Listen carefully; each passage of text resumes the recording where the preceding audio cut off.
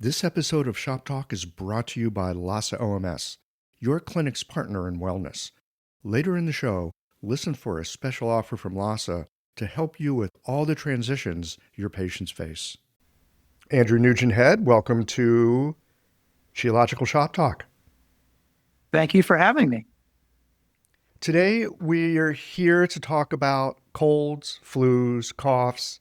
We've got a little series, and this is being aired at the time of year when people are probably walking into your clinic with the usual respiratory bugs of the season. I thought it'd be a good time to talk about how you take care of people with these kinds of things. You have spent a little time in China, 28 years, I think. Yeah. Yeah. And, I always tell people I was a slow learner. well, this is kind of a slow medicine. I mean, not in terms of effect, but in terms of how you let it come into you and you learn to use it. It's not a night school thing. It does take some take time. absorption. Yeah. You studied with Republican-era doctors. You studied with folks who were around before TCM showed up. And Yes, so you've got it some was. perspectives on that. I was very lucky that my three primary teachers and then many of the other doctors that I spent time with, they were in their 80s and 90s when I met them in the 80s. So they had been born and educated prior to 1949, and their teachers had all been in practice before the Republic of China. So it was still the medicine that you would have seen if you were seeing a highly skilled doctor who was not entrenched in one way or another, but treating everybody from the rich to the poor, from aristocrats to prostitutes. Everyone is going to come to see these doctors and then their students who came along. So I was able to be working with a lot of bone setting, high fevers, appendicitis. Everything was just coming in the door with that level of doctor.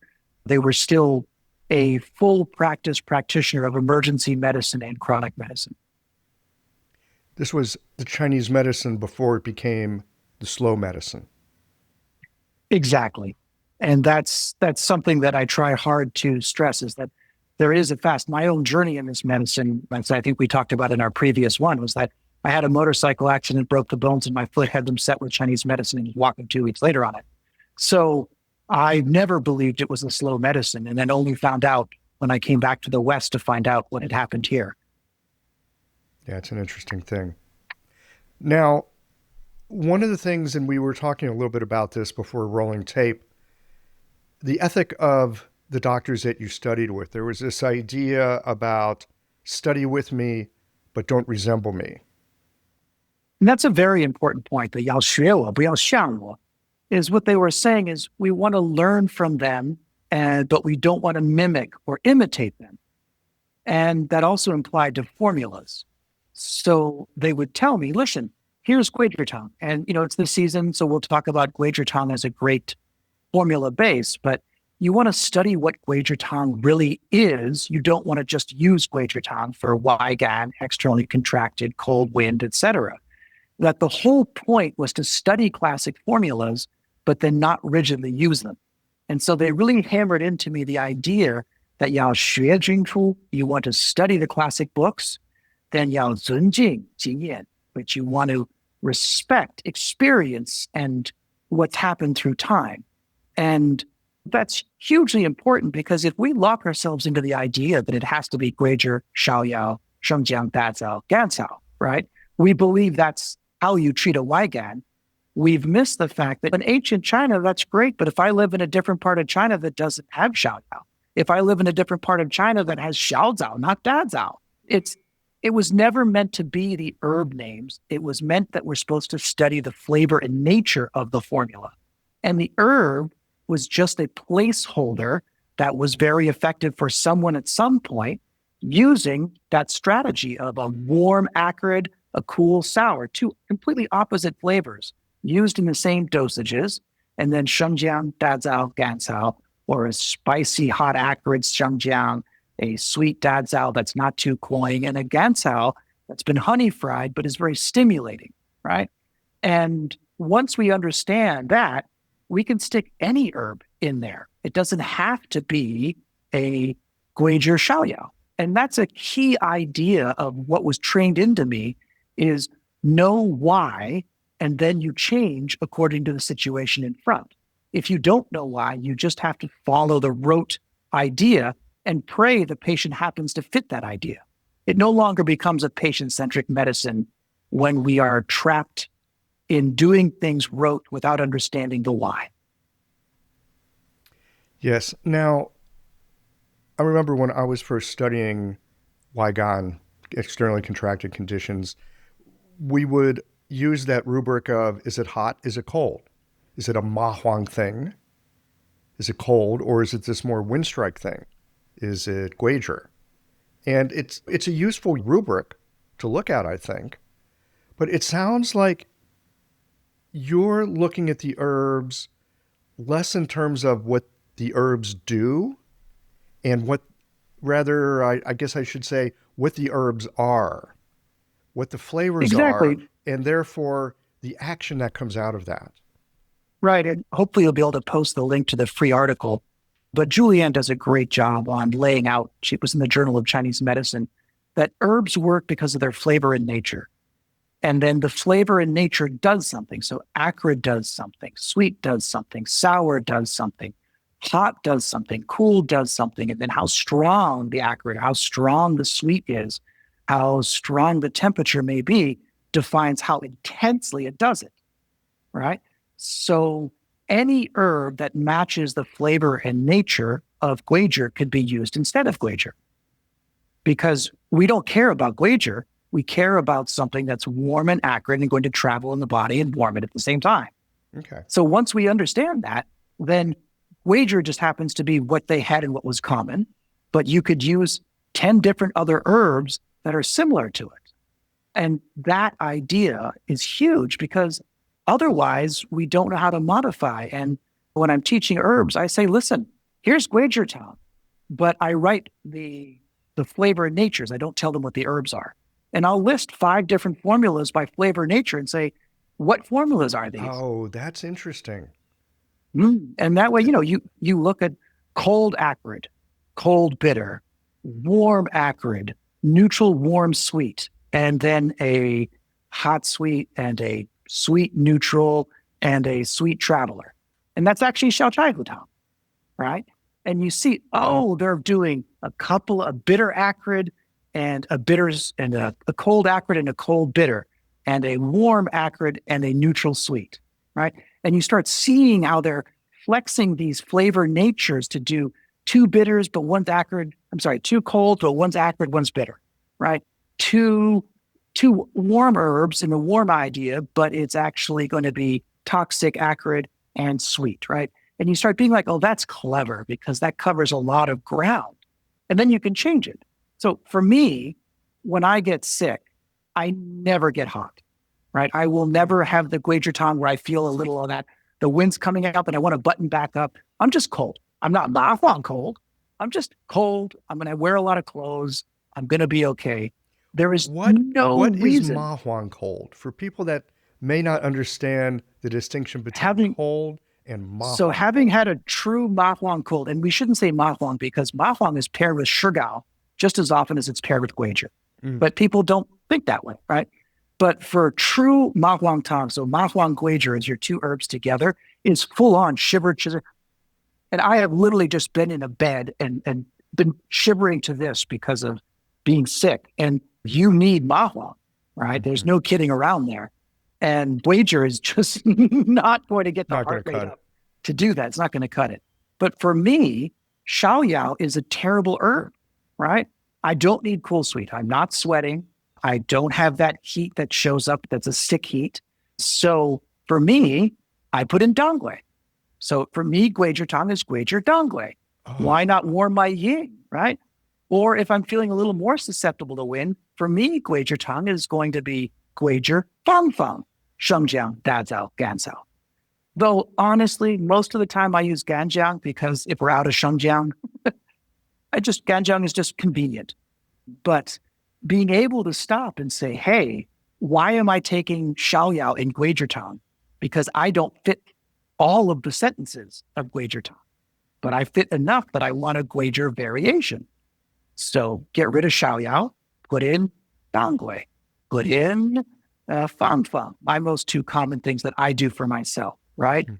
If it's a little bit in the lungs, why not guijia banxia shengjiang dazao ganzao, right? Um, if it's a little raspy but not any phlegm, why not switch things around instead of ma huang xingren, guijia xingren, shengjiang dazao ganzao, right? I can really play with that because I'm not stuck into these ideas. Okay. So let's get into this a little bit. The idea of what you're talking about is fascinating. I think a lot of people listening to this will cotton to it. It's like, well, that makes sense. And they've studied something about flavors with herbs and it's one of those things like in the back of your mind, oh yeah, that makes sense. But I haven't heard people talk about it or use it particularly in that way. One of the things that I think many of us appreciate about Chinese medicine is that we're not treating a condition, we're treating a person. We like to say that. In fact, we Mm-hmm. usually will put it in our advertising as well because it sounds good and it is good. But when it comes to Wygon, it seems that there is a predilection to go to, well, they got a cold, they've got an external thing, I have to treat that pathogen. How do you keep your focus on the person in the midst of, hey, they've got a cold or a COVID or a wind heat or whatever? Well, that's the most important thing because um, 8 or 9 times out of 10, if we focus on the concept of a bacteria or a virus, the cold, or we factor on that we make a decision, this is wind heat or this is wind cold. The truth is, if they don't take herbs, they're going to be better in a week, and if they take herbs, they're going to be better in 7 days, right? And so, if we don't actually learn to really focus on the person and change the fundamental ideas of what the Neijing talks about, which is if it's cold, heated; if it's hot, cold. Don't get confused. Well, they're hot and cold. Well, that's the whole point of Guizhi Tang. There's Guizhi and there's Shaoyao. Like, don't overthink this. Shao Chai Hu Tang. There's Banxia's hot and there's Chai Hu's cool and there's Wang Qin's cold, right? So we don't want to get tied up in anything, but we want to stop and say, this person has something. And then we want to pick location, right? This person, it's a head cold. So if a person's got a head cold, why am I sticking in Banxia, right? Banxia is very warming in the chest, but it's not really going to help a head that much, right? We're going to want to get something that's really going to be potently up to the head. If that's a mix of Xinihua or we need to dry it out with some Gaobun that's so hot and acrid, but do be careful. Gaobun's famous for giving people headaches. It dries the fluids in a head cold so fast they get stuck up there and they're left with a headache. So you want to be a little careful, but Yeah, you that know, dry phlegm is a huge problem.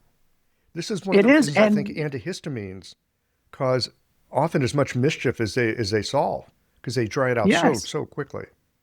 they do. And for so many times, I'll see patients will be like, well, I can hear the phlegm, so I have to dry it.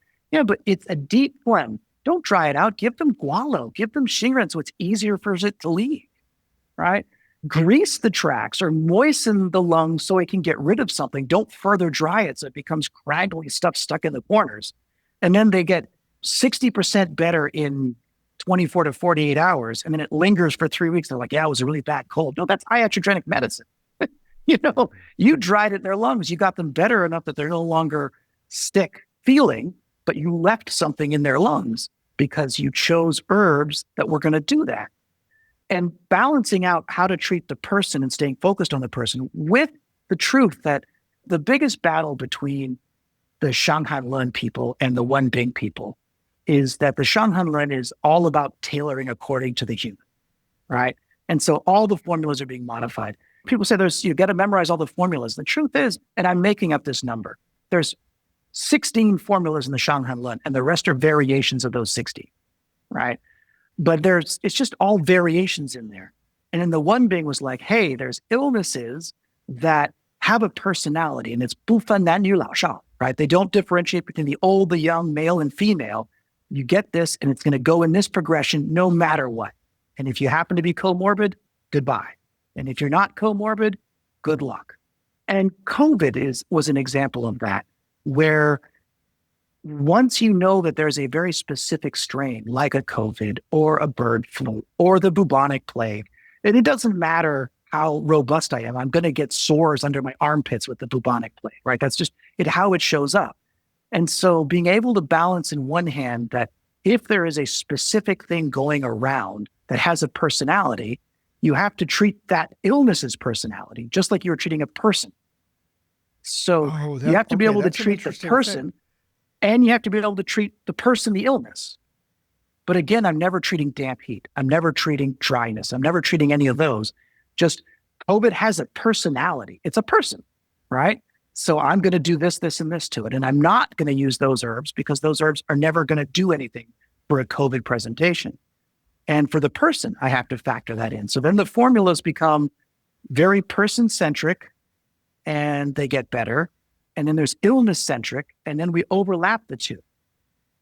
So that's really as simple as that. And the more it's a general illness going around, the more, and I'm going to make up the number, it's 70% person, 30% the illness personality. Mm-hmm. And the more that you have a strain of something like a COVID or a bird flu or something else that's happening, then the more it's 70% personality of the illness, 30% personality of the person. And that's very freeing because I can trust that with a COVID patient, what they feel today, I can tell them what they're going to feel tomorrow. And I can tell them what they're going to feel the day after. And then I have to modify that briefly based on their overweight, underweight, on lots of medications, exercise, don't exercise, etc. But it's going to follow a pattern. Whereas if they catch just the good old-fashioned influenza, or they just get a cold and they're sick and they're run down, it can run 10 different ways. Because the point of the Shanghai in the early stages is that the illness you have of a wind strike, what they're calling a wind strike, is a gateway illness. From this illness, if untreated, it can go one place or another. And the way to understand that is you get sick, you didn't take care of it, you then went out and partied and it got late and you were in a t-shirt and you came out of the dance club and you're sweaty and then you get even sicker and 2 days later you have pneumonia. The illness was a gateway to pneumonia. The illness was a gateway to bronchiectasis because you were so sick, it got a chance to take colony in there and get set up. That cold wind or heat wind is, if you don't get it right away, it's a gateway to something nastier. And then you have to treat the person. Whereas the one big was, here's the nasty. Let's talk about the nasty already. And that's how I look at it. Okay. That's an interesting rubric. And I like the idea here of that there are illnesses, they've got a strong personality. You have to deal with that strong personality. Whereas there are other illnesses, it's just a general malaise that could get worse. They can even be very sick, but the sick will vary on the person, right? Whereas a lot of the illnesses like the COVIDs with the one bings we're talking about is that it doesn't care who you are. It's going to go in a certain pattern because it has that personality. And one of the things that's important, and I know our time is limited, is that when we want to understand how to treat this, is we don't want to overthink it. We want to stick with Neijing strategies, right? And so the first step, I always say, is change the landscape of the person, right? Change the temperature of the person, right? So the landscape, I'm looking at this patient and they're cold even though they have a fever. Even though they're like, oh yeah, I have a fever of 102. Yeah, but if they're sitting there in cold, who gives a crap about the fever? Treat cold. That's their landscape, right?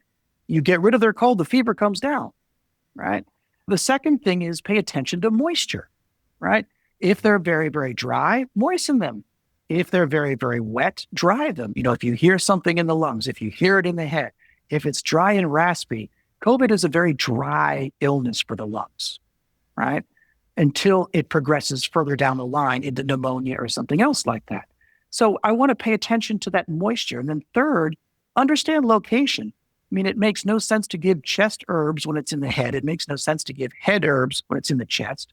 We can have a little bit of one or the other to keep things from migrating, sure. But following a xiao chai hutang, when it's a head cold that's coming and going, why am I putting in banxia? I can put in something else that will be much more drying to the head than drying to the chest, right? Tuanxiong cha tiao san, which is a wonderful formula Hmm. where it's using tuanxiong and then it's using no ma huang, it's using caffeine, you know? And I'll tell my patients, listen, we don't, they're like, Andrew, I'm on the road and I'm sick. Please help. And I'm like, okay, tell me your symptoms. And I'm like, okay, go to the supermarket and you need to get some nutmeg and some cinnamon, a little bit of chili, some ginger, and then you put it all in a cup and you're going to put like 3 espressos in there, right? That's my mahua. And then they drink that and they get in the blanket and they're like, dang, and they sweat. And then I'm like, okay, once you really sweat, dry off. Do not go out in the cold for a while. Let things settle. And there you go. And understanding that functionality of what are we trying to accomplish, not what a formula somehow magically does. And once we think, what are we trying to accomplish? Warm them or cool them, moisten them or dry them, put it in the right location, give it the right exit, right? We need to exit through the urine. Do we need to exit through the feces? Do we need to exit through the skin or sweat? Nobody does a lot of vomiting anymore, but in the old days, exit through the vomiting, exit with bleeding. I mean, just pick an exit if you need an exit. You're Otherwise, going you to need get, some kind of exit. You always need that's an this exit. You medicine. need to You give a way always, out. you got to do that. And sometimes the way out is to dilute it so that it just kind of goes, yeah, okay, and then just leaves with everything. And sometimes it's very aggressive. And, where I think Chinese medicine shines compared to what's happening standard wise in Western medicine is that we're very interested in that exit Hmm. because living in Asia and spending so much time in Southeast Asia, traveling and working, I've had dysentery, amoebic dysentery, giardia, dengue fever. I mean, and I'd had them all more than once. It's kind of like, oh yeah, hi, okay. And I watch people who take Imodium and it's terrible. It stops the diarrhea, but then it traps the illness in there. And then they have food sensitivities for the rest of their lives until we fix them. Whereas Chinese medicine is going to figure out the exit. I'm not worried about stopping your diarrhea. Right. I'm worried about getting rid of something so the diarrhea stops. Yes. And that's a very different sentence. It really is. And you were pointing out earlier in our conversation here that treated incorrectly, things get stuck. For example, you get the dryness in the sinuses because you use galbun and it's Mhm. too drying. Was it It's so galbun that you important said?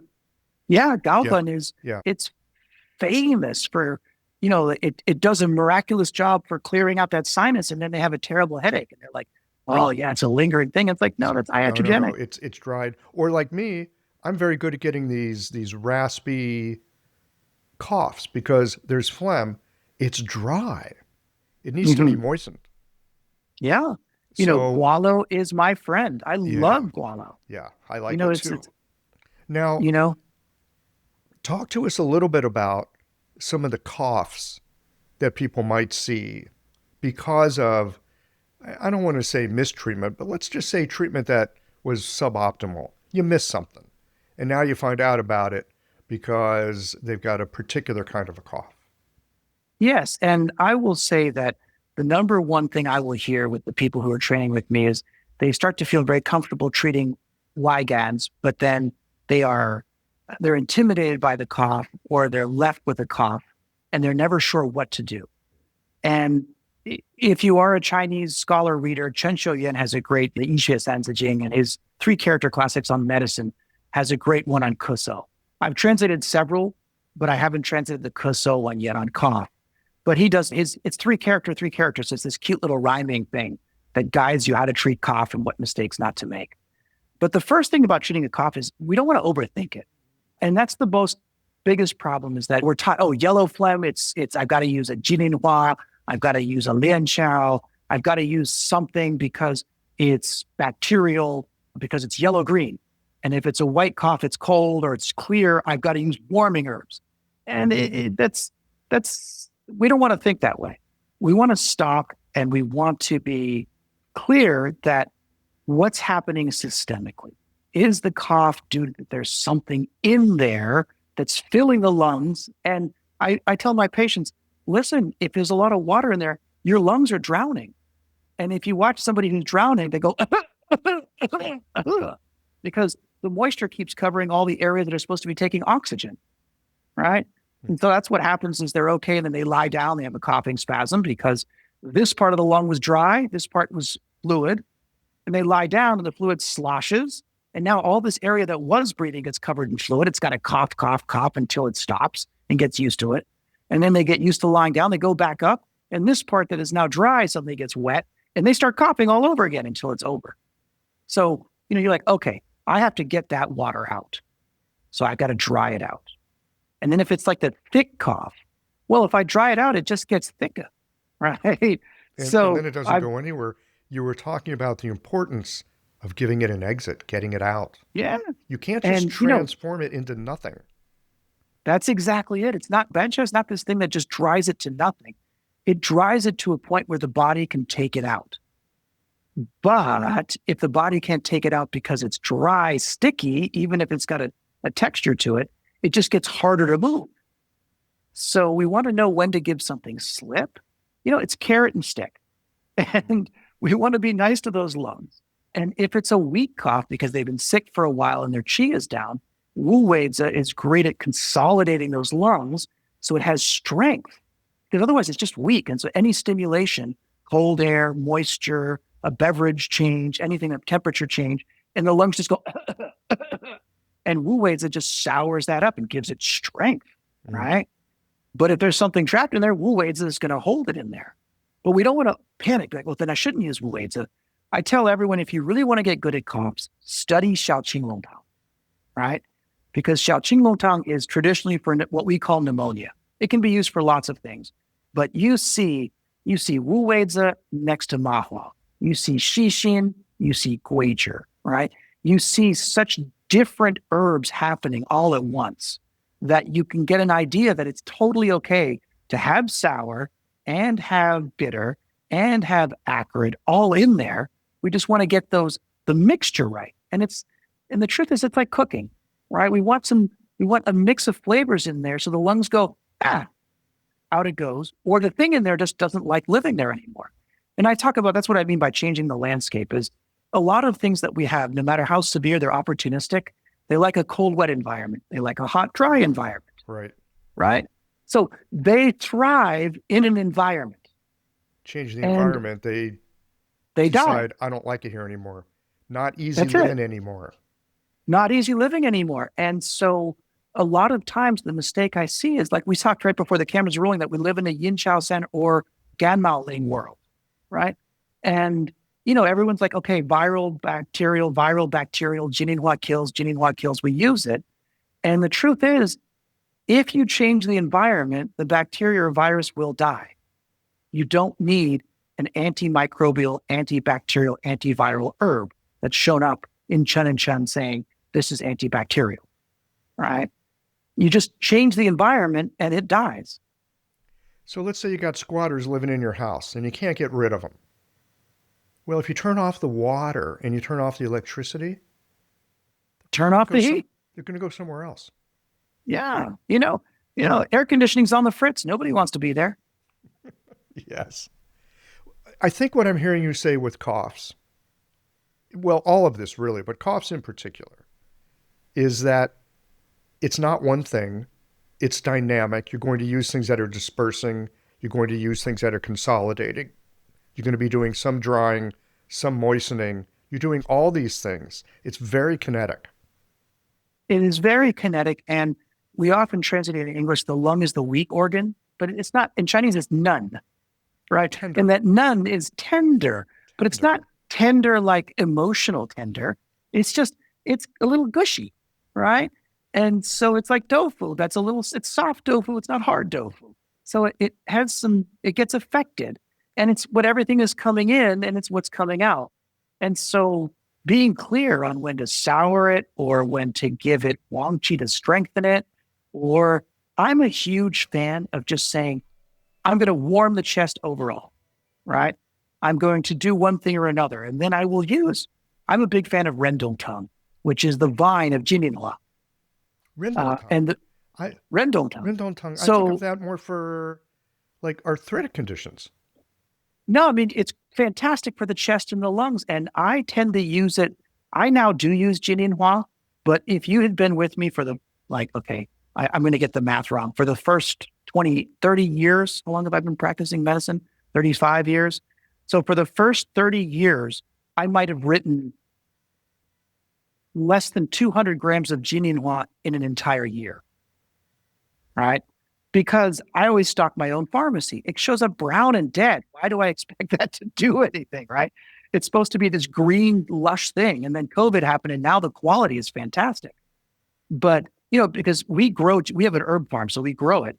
And you have like 2 or 3 days to pick it because it hasn't flowered. It goes, but you have to get it before it flowers, right? But the vine, you can pick anytime. And the vine has many of the same properties. Oh, and it's okay. cheap, right? And it's cheap. Jininhua is expensive. The vine's not. So I can use Use 30, the vine. 45 grams. Use the vine. Now Jininhua is great quality. Thank you, COVID, right? Bless COVID. I can now use Mafwang and nobody gets scared. And Jininhua is good quality. Lianxiao is still terrible quality. It's traditionally supposed to be Qing Lianxiao, or it's not supposed to be all dead and brown, like the late stage, right? Any case, different topic. Different topic. Andrew, you've got a lot to share about this. Thank you for spending some time with us today to think about the personality of the bugs, about the personality of the person. Yeah, just kinetically. Don't be afraid to slot out different herbs, flavor nature, and then just take out the herb and put in the one that makes sense. Don't follow rote. Don't think of a formula as a chunk. It's a different way of thinking. Tell us a little bit about where people can find you and learn more about what you're doing. Well, the easiest place is traditionalstudies.org, our website. And from there, it will launch you to our online platform where, frankly, we have so much material, it's overwhelming. And then it'll lead you to our in-person training courses. Next year, we have a fantastic 5-module tangible acupuncture for orthopedic injuries course. And it's the last time I'll be teaching that course myself. After that, it'll be my senior people teaching that as I teach different things. It'll also lead you to our clinic where people can come to observe for 1, 2, 3 weeks, see us practicing, watch us treat patients, see the formulas written. If they're able to stay for more than a week, they can see the patients come back and the changes. And then finally, we do have a residency program where we take people for a full year, 5 days a week. They are in our clinic watching us and then working and treating patients. But that is not just a random thing that's open. Those are people who've been training with us or are taking our courses, show aptitude, and then they can do a full residency, which it's kind of shocking that we live in a world where Chinese medicine doesn't have residency or fellowships. We just graduate and practice. Well, it's still new here in the West. We're working it out. We're working it out, we're working it out. It's getting better. I will say that. It is, because people are making an effort, and there's folks like you who have something to teach, and you're doing it. So again, thank you for your time, and I look forward to our next conversation. Yeah, and always thank you for helping share the medicine. What you do is more important than what I do, because otherwise nobody knows. Brother, we're here to do it together. Take care. When practitioners reach for a Chai Hu Guizhi Tang or Shaoqing Long Tang, they need quality that they can trust. Lhasa OMS supplies the herbs your clinic needs to be ready for the cold and flu season. Visit Lhasa OMS to source the classical formulas featured in this series. Use the code REMEDY20 for 20% off your next purchase at lhasaoms.com. Some exclusions apply. See the website for details. That's it for this episode of Shop Talk. Did you learn something that brought a patient to mind? Don't keep a good thing to yourself. Share it with a friend. They'll be happy that you did.